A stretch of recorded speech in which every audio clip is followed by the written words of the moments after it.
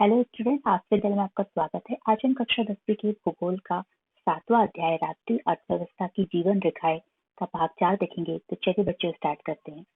आज हम सबसे इम्पोर्टेंट पढ़ेंगे जल परिवहन। जैसा कि जानते हैं आप लोग, वाटर वे यानी कि जल परिवहन। भारत की अगर हम बात करते हैं तो भारत के लोग बहुत ही पुराने समय से ही समुद्री यात्राएं करते आ रहे हैं और इसके नाविकों ने दूर तथा पास के क्षेत्र में भारतीय संस्कृति और व्यापार को फैलाया है। जल परिवहन परिवहन का सबसे सस्ता साधन है और यह भारी और स्थूलकाय वस्तु ढोने में अनुकूल है। देखिए, अगर हम प्राचीन काल से ही भारत को देखें तो आप देख सकते हैं कि हमारी बहुत सारी जो सभ्यता और संस्कृति है वो भी जल के पास ही जो है वो निर्मित हुई थी। और अगर हम सिंधु घाटी सभ्यता की भी बात करें तो आपको वहां भी साक्ष्य मिलते हैं कि हम जो विदेशों से व्यापार होता था वो किसके माध्यम से होता था, जल के माध्यम से होता था। तो जल परिवहन जो है, जो वाटर वे है, वो भारत में आज नहीं बल्कि इसकी जड़ें जो है बहुत ही प्राचीन काल से ही जो है वो जुड़ी हुई है। और अगर हम देखते हैं कि भारत में जो है तो जो ट्रेड होता था, नाविक लोग जो है दूर और पास के क्षेत्रों में जल के द्वारा जो है व्यापार करते थे। और जब एक जगह से दूसरी जगह जो है लोग आते हैं तो अपने साथ साथ जो होता है सिर्फ व्यापार नहीं करते हैं बल्कि अपने साथ साथ कल्चर को भी लाते हैं। तो संस्कृति का आदान प्रदान भी जो है वो किया जाता था। और अगर हम जल परिवहन की बात करें तो एक बात बच्चों बहुत अच्छे से याद रखिएगा कि अगर कभी भी क्वेश्चन ऐसा आता है कि सबसे कौन सा सस्ता साधन है परिवहन का, तो आप याद रखिएगा कि जल परिवहन जो है, जो वाटर वे है, वो सबसे सस्ता साधन है ट्रांसपोर्ट का। और ये किन चीजों के लिए जो है वो बहुत ही ज्यादा महत्व रखता है, जैसे कि जो बहुत ही बल्कि चीजें होती है, बहुत हैवी वेट वाली चीजें होती है ना, तो उनको ढोने में भी जो है ये बहुत अनुकूल होता है। अगर हम जल परिवहन की बात करते हैं तो यह परिवहन साधनों में ऊर्जा सक्षम और पर्यावरण अनुकूल है। देखिए, सबसे इम्पोर्टेंट बात इसमें यह है कि इसमें जो है इन्वायरमेंट को किसी तरह का ज्यादा खतरा नहीं होता है। भारत में अंतःस्थलीय नौ संचालन जलमार्ग अगर हम देखें तो कितना है, 14,500 किलोमीटर लंबा है। यानी कि 14,500 किलोमीटर का जो है हमारे पास क्या है, नौ संचालन पूरा का पूरा वाटरवे है, जल मार्ग है। और इसमें से केवल 5,685 किलोमीटर जो है, मतलब कि ये 14,500 में से ही जो 5,685 किलोमीटर मार्ग ही जो है वो उसमें जो है जो मशीनीकृत जो नौकाएं होती है जिसमें मशीन का यूज किया जाता है उनके द्वारा तय किया जाता है। अदरवाइज जो है बाकी जो नौ संचालन होता है उसमें मशीन की बोट का या फिर उसके द्वारा शिप जो भी है उनका यूज नहीं किया जाता है। अब निम्न जल मार्गों को भारत सरकार द्वारा राष्ट्रीय जल मार्ग घोषित किया गया है।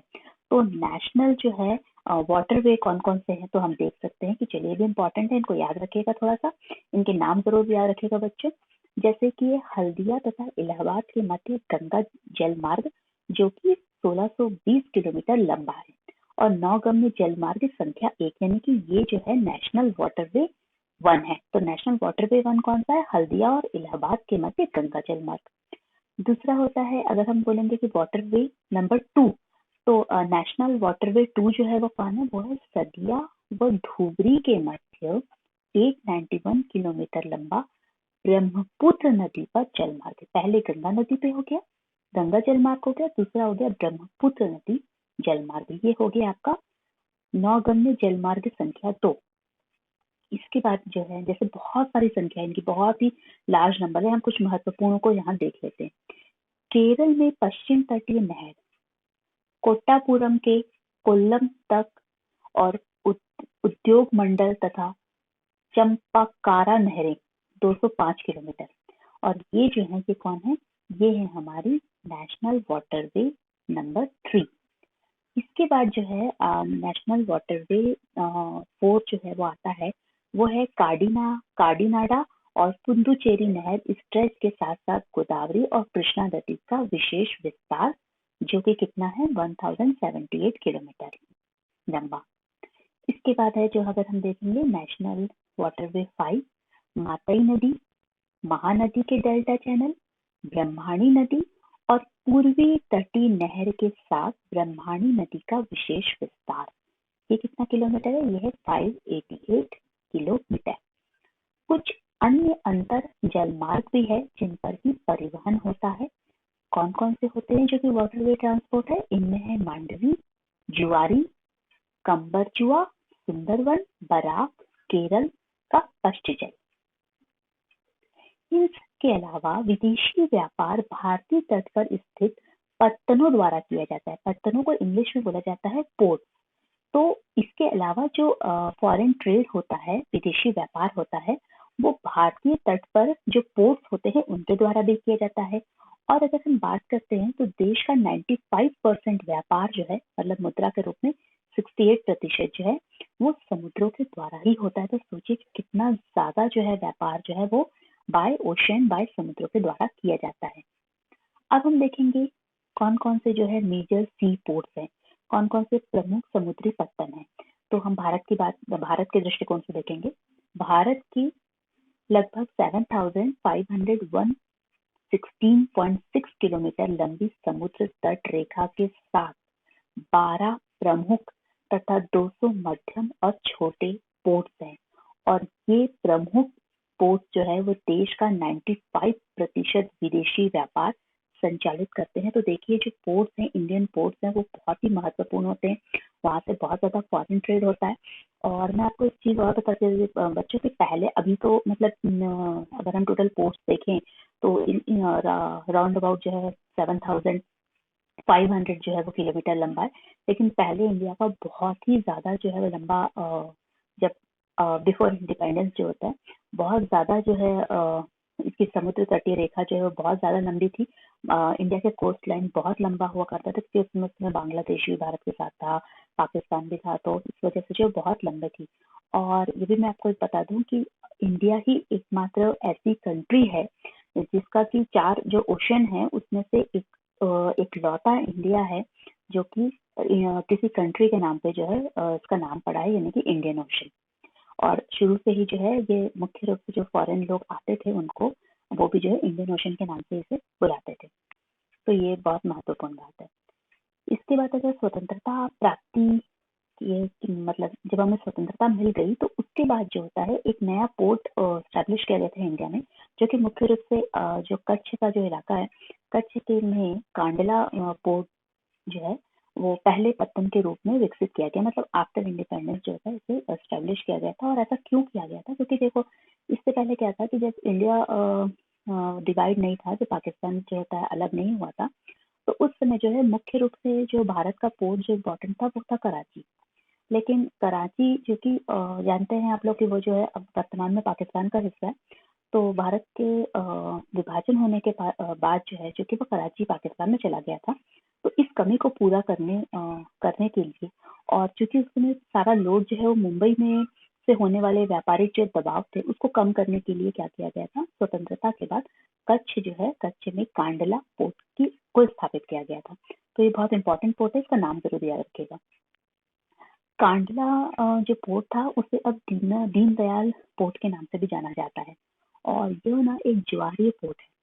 यह जम्मू कश्मीर, हिमाचल प्रदेश, पंजाब, हरियाणा, राजस्थान और गुजरात के औद्योगिक और खाद्यान्नों के आयात और निर्यात को संचालित करता है और बहुत इंपॉर्टेंट पोर्ट है इंडिया का। अगर मुंबई पोर्ट की हम बात करते हैं तो बहुत बड़ा पोर्ट है, जिसे मुख्य रूप से अगर हम देखें तो प्राकृतिक, खुले, विस्तृत और सुचारू पोताशय है। यहाँ पर मुंबई पोर्ट के अधिक परिवहन को ध्यान में रखकर इसके सामने जवाहरलाल नेहरू पोर्ट जो है विकसित किया गया, जो इस पूरे क्षेत्र को एक समूह पोर्ट की सुविधा भी प्रदान कर सके। तो ये भी जो है यहाँ एस्टेब्लिश किया गया है।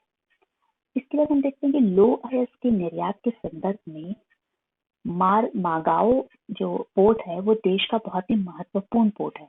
और यहाँ से देश के कुल निर्यात का आधा यानी कि 50% लौह अयस्क का निर्यात किया जाता है बाहर। कर्नाटक में अगर हम देखते हैं तो कर्नाटक में स्थित न्यू मैंगलोर पोर्ट है के कुद्रेमुख खानों से निकले लौह अयस्क का यह निर्यात करता है। सुदूर दक्षिण पश्चिम में कोची पोर्ट है और यह लैगून के मुहाने पर स्थित एक प्राकृतिक जो है वो पोर्ट भी है। पूर्वी तट के साथ तमिलनाडु में दक्षिण पूर्वी छोर पर टूटीकोरन पोर्ट है और यह एक प्राकृतिक पोताशय है, मतलब ये नेचुरल पोर्ट है और इसकी पृष्ठभूमि भी बहुत ज्यादा समृद्ध है। अतः यह पोर्ट हमारे विदेशी देश जैसे कि श्रीलंका, मालदीव आदि तथा भारत के तटीय क्षेत्रों की विभिन्न वस्तुओं के व्यापार को भी संचालित करता है। चेन्नई हमारे देश का बहुत ही प्राचीनतम कृत्रिम पोर्ट है। व्यापार की मात्रा और लदे सामान के संदर्भ में इसका मुंबई के बाद दूसरा स्थान है। जैसे हम देखते हैं कि सबसे ज्यादा व्यापारिक दबाव जो है वो मुंबई पोर्ट को है, और मुंबई पोर्ट के बाद अगर हम देखते हैं तो सबसे ज्यादा जो व्यापार होता है वो चेन्नई पोर्ट में भी होता है। विशाखापट्टनम स्थल से घिरा गहरा और सुरक्षित जो है ये पोर्ट है। प्रारंभ में यह जो पोर्ट था ना वो लो अयस्क के निर्यातक के रूप में विकसित किया गया था कि यहाँ से लो अयस्क का ज्यादा से निर्यात किया जाएगा। उड़ीसा में स्थित पारादीप पोर्ट विशेषतः लो अयस्क का निर्यात करता है। तो आपने देखा कि लो अयस्क मतलब एक हैवी जो वस्तु होती है, क्योंकि लोहा जो है, जो स्टील होती है वो सब हैवी होती है। तो इसीलिए जो है एज अ जल परिवहन, मैंने आपको बताया था कि जो सबसे इम्पोर्टेंट होता है जल परिवहन ऐसी वस्तु के लिए बहुत सुविधाजनक होता है जो कि बल्कि भारी होती है।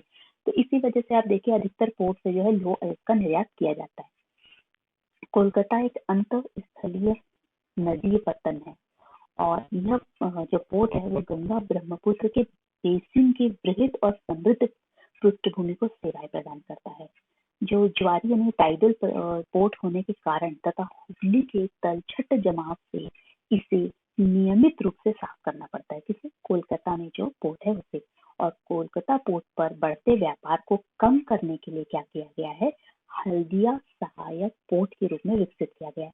तो देखिए कहीं ना कहीं जो है किसी पोर्ट पर बहुत ज्यादा दबाव न बढ़ जाए, इसलिए जो है कुछ अदर पोर्ट भी बनाए गए हैं, जैसे कि कोलकाता पोर्ट जो है उसको, उससे जो व्यापार हो रहा था उसका बाहर बहुत ज्यादा दबाव बढ़ रहा था, तो इसीलिए उसके हेल्प के लिए किसे बनाया गया? हल्दिया पोर्ट को विकसित किया गया जो कोलकाता के पास ही है। So what did we learn today? हमने क्या पढ़ा और क्या सीखा? तो आज हमने वाटरवेज देखी, जल परिवहन को देखा, और हमने ये भी देखा कि जो है कौन कौन से नेशनल वाटरवे है। तो हमने 1 2 3 4 5 मुख्य रूप से जो सभी प्रमुख नेशनल वाटरवे हैं उनको आज हमने समझा। और इसके अलावा हमने मेजर सी पोर्ट यानी कि प्रमुख समुद्री पत्तन के बारे में भी आज विस्तार